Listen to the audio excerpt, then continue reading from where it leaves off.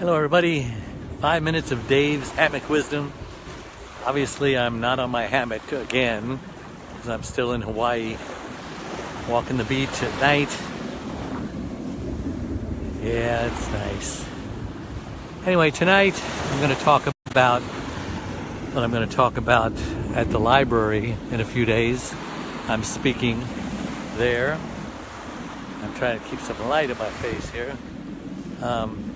How to avoid burnout. For those of you who don't even know what burnout is, who would not know what burnout is? That's silly. Burnout is when you just can't do what you're supposed to do. Burnout is when you've had it up to here, when you're going under for the third time, when you're ready to give up, throw in the towel, murder your loved one. You fill in the blank. I think caregivers have all been there. Caregivers understand that sometimes you just need a timeout. Sometimes you just need a break.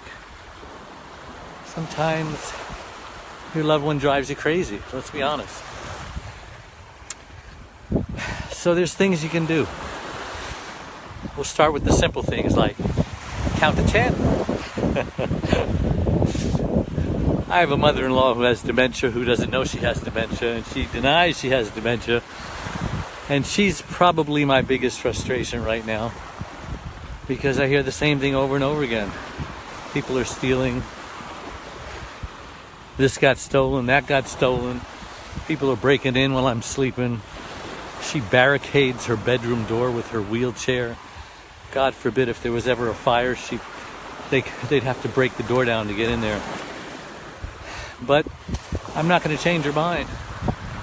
So I can be frustrated, I can go crazy, or I could just count to 10, take a time out, and realize that she can't help herself. But there's other things you could do to avoid burnout. You can ask a friend to come over so that you can take a break. Sometimes 20-30 minutes at Starbucks is all you need to regain your composure, recharge your batteries. Sometimes it takes a little longer, maybe a couple hours. Dinner and a movie with a friend, somebody who you can talk to the situation about. Sometimes it takes a little longer, maybe the whole day. Maybe you just need to find somebody to watch your loved ones so that you can go to the beach and ride your bike. A lot of these videos are going to sound pretty redundant, about giving the same advice for different things. But let's face it, there's really only a handful of things that caregivers need to do to survive. And even though I feel like I'm repeating myself, it's good because caregivers need to hear these things over and over and over again because, number one, they're not doing it. Number two, maybe they just forgot what they need to do. Number three, maybe they just don't think they're worthy. There are people out there, like I told you many times, 30% of caregivers are actually dying. Getting kind of dark there, I can't even see myself. 30% of caregivers are actually dying because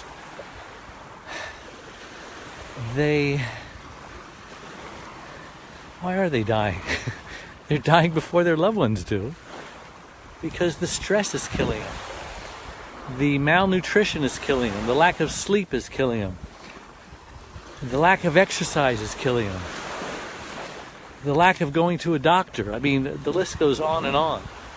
In essence, they're not taking care of themselves. In essence, they're not putting their needs first. In essence, they don't think they're worthy or important enough.